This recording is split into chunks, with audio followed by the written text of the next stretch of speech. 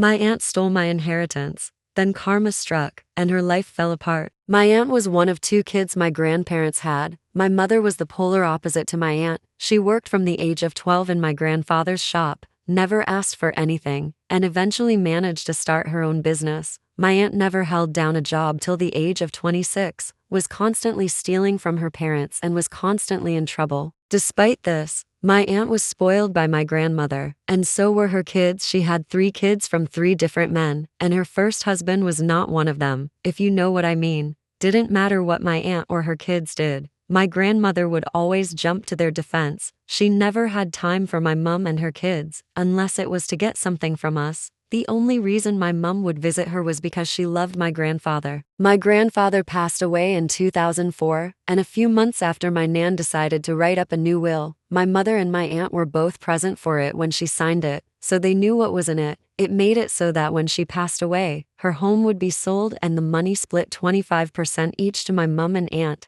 and the remaining 50% would go evenly to the grandkids. At the time, the home was worth more than £500,000, so it would be a nice little inheritance, but nothing life-changing. In 2010, my mum died after an accident and did not have a current will in place, as she no longer had her business and was renting a house. She didn't have anything of much monetary value. The only thing she was concerned about was what would be done at her funeral should she have passed away, but had told me everything she wanted: the music, the flowers, the coffin color, and even what people were to wear at the funeral. She wanted people to wear bright, warm colors. So when she passed, my aunt and nan took over all the arrangements and tried to undo all the things I'd told them. The songs were going to be songs I knew mum didn't like. The flowers were all the wrong colors, and they picked a hideous coffin. With the help of my siblings, we were able to change a few of the things back to what they were supposed to be, but the coffin couldn't be changes for some reason, and my nan refused to let people come dressed as clowns, so it was all black. It was frustrating. After the funeral, my nan had her will changed. My siblings and I were told by our aunt that she didn't have any involvement with the writing of the will, and our nan told us that she changed it so that mum's share would go to her kids instead. All good, we thought. After mum passed away, my nan just stopped talking about my mum. At first,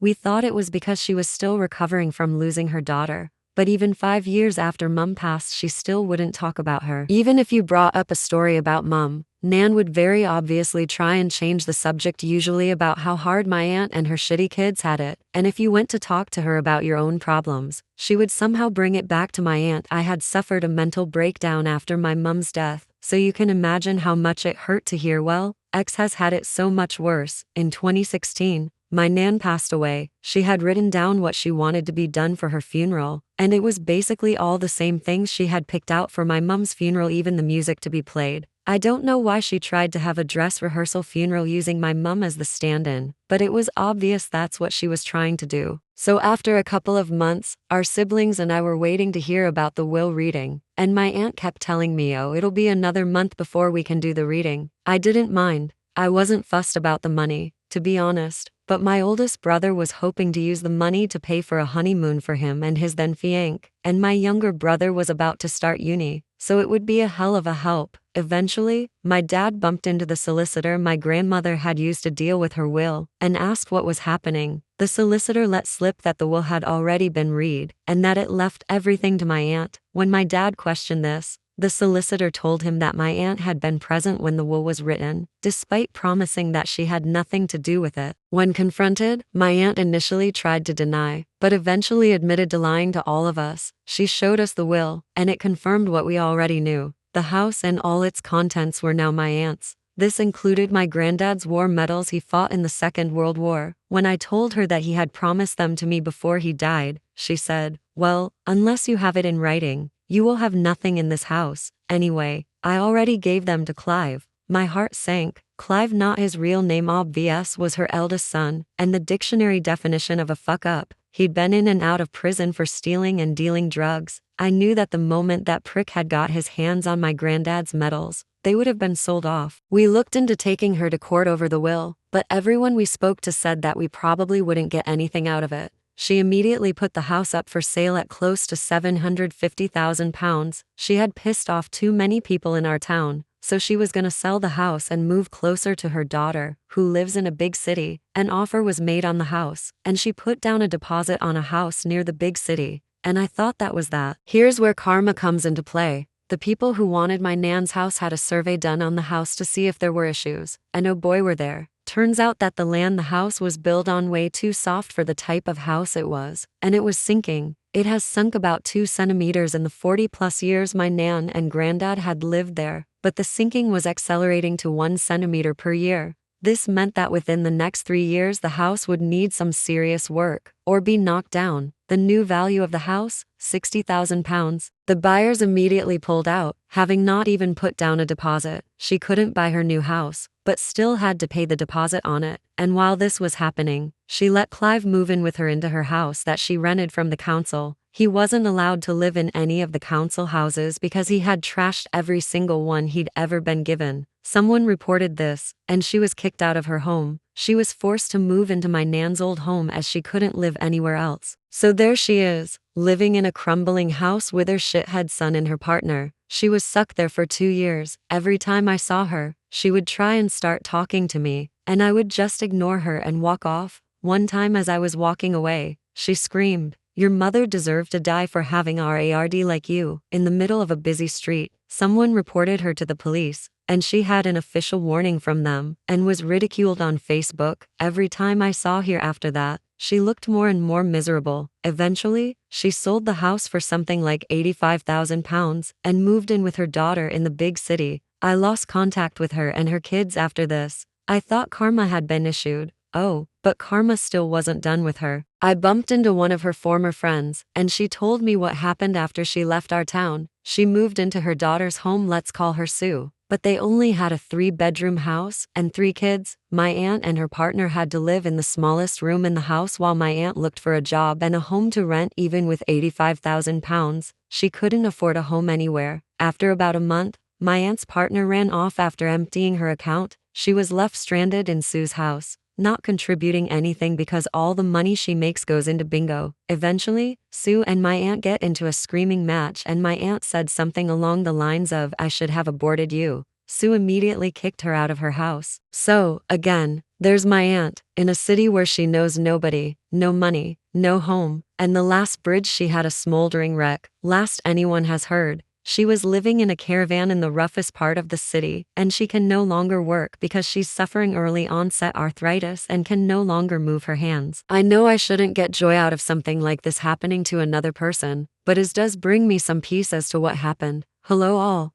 Around a year ago, I told all of you about my aunt stealing my and my siblings' inheritance, and I thought I'd make a quick update, but I wanted to answer and correct a few things. I have tried to find my grandfather's war medals, but because I do not have his service number or his death certificate, I can't even get access to his records. After I found out my cousin had taken and sold the medals, I did search local stores and Facebook groups looking for info, but no luck. I know he hadn't won any major medals. He was a mechanic and driver in the Royal Army, so thankfully had a rather uneventful war, so it would have just been the campaign and service medals. Someone did ask for specifics about the signing of the will, pointing out that my aunt couldn't have been a witness to the signing of the will due to laws preventing it. I don't know the full specifics of what her and my nan had done, but her solicitor did let slip that my aunt had known what was in the will before it was written. I just don't know the full details. I'm ignorant when it comes to solicitors and the such, and it was my eldest sister who read the will in full and relayed it to the rest of us. We did ask if there was anything we could fight it, but everyone we talked to said there wasn't any case. Sorry if that was confusing. 3. I have seen a few comments on Reddit and on YouTube videos super weird seeing in the wild, by the way, using she or her to describe me. Well, I guess that's why now people on here give their age and gender at the start of these stories, because I'm a man. 32M. In case you were wondering, I wasn't annoyed or upset about it. I just thought it was funny, lol. 4. Someone asked what a caravan is. They're what we call travel trailers in the UK. Think of a fiberglass or aluminum box on wheels. People in the UK use them for short holidays, and they are not fun to live in for an extended period of time. I have experience of this, and it sucked. Anyway, onto the update. So when I last left off, my aunt had been left abandoned in a big city and stuck in a caravan with crippling arthritis. Well, a few weeks after my first post, I had gotten news that she has somehow found a new BF. How, I don't know, because my aunt had the look and build of an obese pug, and that was when she was in her 30s.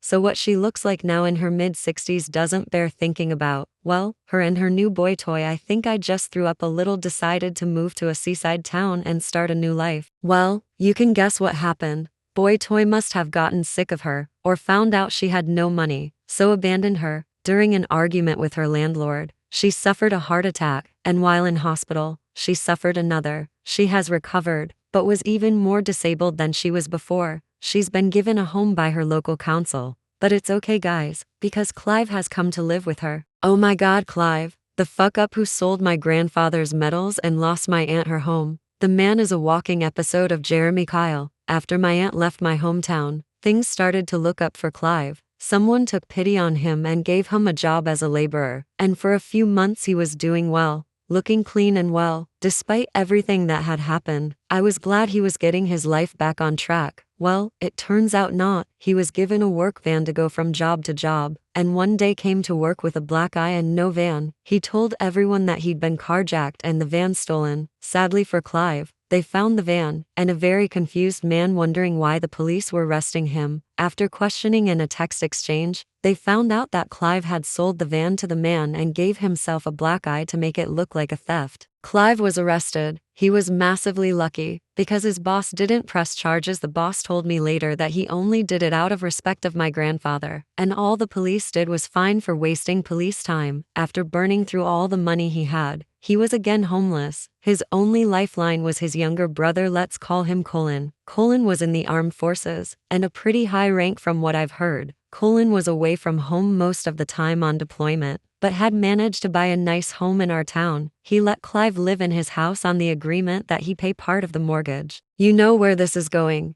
He stopped paying, stopped maintaining the house, and treated it like a drugs den. Colin asked him to leave, but Clive used squatters' rights to prevent removal. Because Colin was overseas, he couldn't come back and sort it out and kick him out in person, and had no one in the area to wait for Clive to leave and change the locks behind him. So Clive lived in the house for 6 months. That was until a pissed-off father broke in and beat the shit out of Clive. You see, the father had found out that Clive, who is 41 by the way, had been sexting and selling weed to a 13-year-old girl. After that, Clive abandoned the house and ran off to Mummy. From what I've heard, Colin had stripped the house and is selling it to move closer to his base. We found most of this out from my aunt's daughter Sue, the one who kicked my aunt out. You see, my brother was on holiday in Turkey, and just so happened to be in the hotel room next to Sue. She was very apologetic to my brother, and thought we might like to know what had happened. She seems to have a nice life and family, and no longer lives in the house she shared with her mum.